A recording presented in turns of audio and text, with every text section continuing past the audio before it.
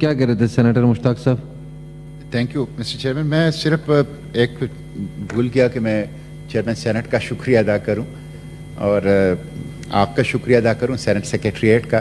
اپنی گفتگو حالانکہ میں نے لکھا تھا اپنے ساتھ، تو میں اس پہ آپ کا شکریہ ادا کرتا ہوں. 6 سال میں نے بھی یہاں گزار لیے اور چیئرمین سینٹ کے ساتھ بہت تلخ و شیریں لمحات بھی آئے.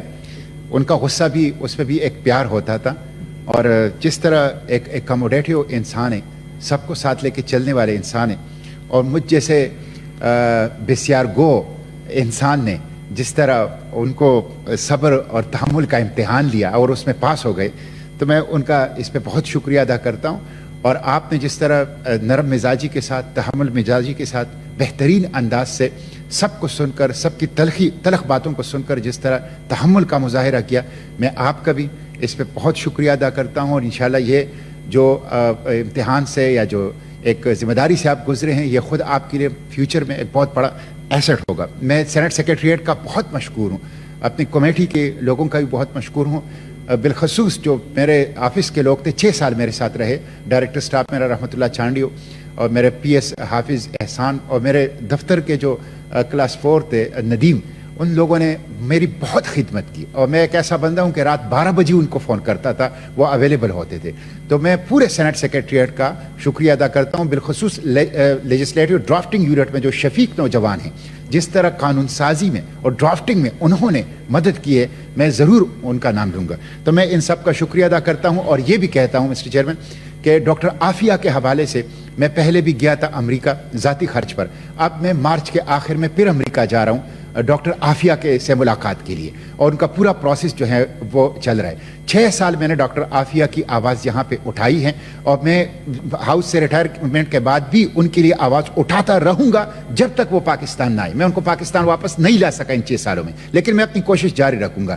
تو میں آپ سے بھی، اس ایوان سے بھی درخواست کرتا ہوں، مظلوم بیٹی ہے، 8 مارچ آ رہا ہے، یوم خواتین ہے، سب سے مظلوم خاتون 21ویں صدی کی وہ ہماری بیٹی حافظ قرآن ڈاکٹر عافیہ صدیقی ہے. تو میں مارچ کے آخر میں، اپریل کے آغاز میں پھر امریکہ ان سے ملنے کے لیے جاؤں گا. اور میں ہاؤس سے درخواست کرتا ہوں، تمام پارلیمنٹیرین سے درخواست کرتا ہوں، موجودہ حکومت سے درخواست کرتا ہوں، شہباز شریف صاحب سے درخواست کرتا ہوں، یہاں پہ بیٹھے ہیں ہمارے ساتھ اسحاق ڈار صاحب، میں ان سے درخواست کرتا ہوں، اور اعظم نذیر تارڑ صاحب ہیں، کہ وہ آسانی کے ساتھ، میں نے 4 آپشن، لیگل پولیٹیکل آپشن دیے ہیں، وہ آسانی کے ساتھ پاکستان آ سکتی ہے اگر حکومت پاکستان مدعی بن جائیں، بالکل لیگل انداز سے، بالکل پولیٹیکل انداز سے. تو میری یہ درخواست ہے کہ ڈاکٹر عافیہ کو پاکستان لایا جائے.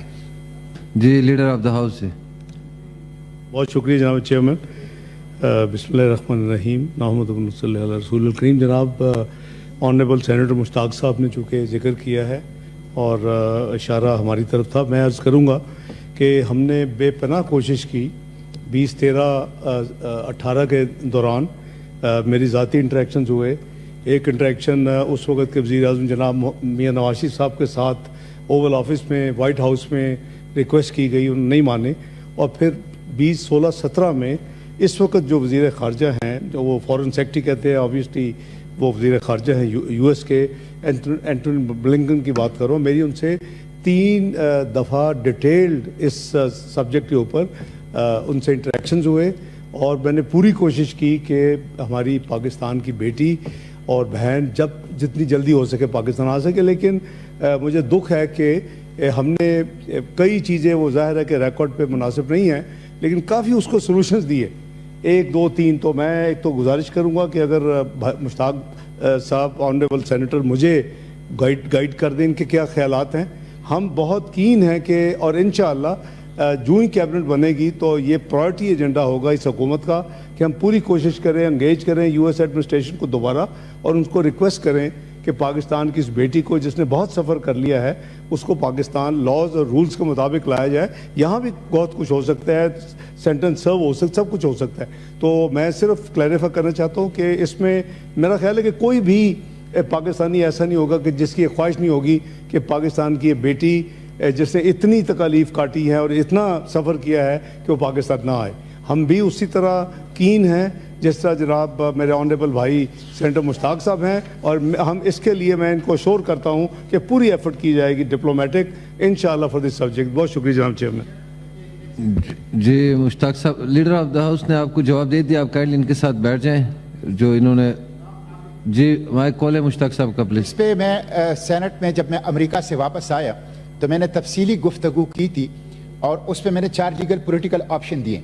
मैंने उस वक्त वज़ीर आज़म नवाज शरीफ साहब को और वज़ीर खारजा बिलावल भुट्टो ज़रदारी साहब को ख़त भी लिखा था। मैं वही ख़त जिसमें 4 लीगल पॉलिटिकल ऑप्शन है, बिल्कुल आसानी से आ सकता है, चंद दिनों में आ सकती है वो 4 लीगल पॉलिटिकल ऑप्शन, वो आपको भी देता हूं, आज़म नज़ीर तारड़ साहब को भी, मौजूदा वज़ीर आज़म साहब को भी दोबारा वो ख़त में देता हूं। और मुझे बहुत खुशी होगी, अक्रॉस द बोर्ड हम आपकी शुक्रगुजार होंगे।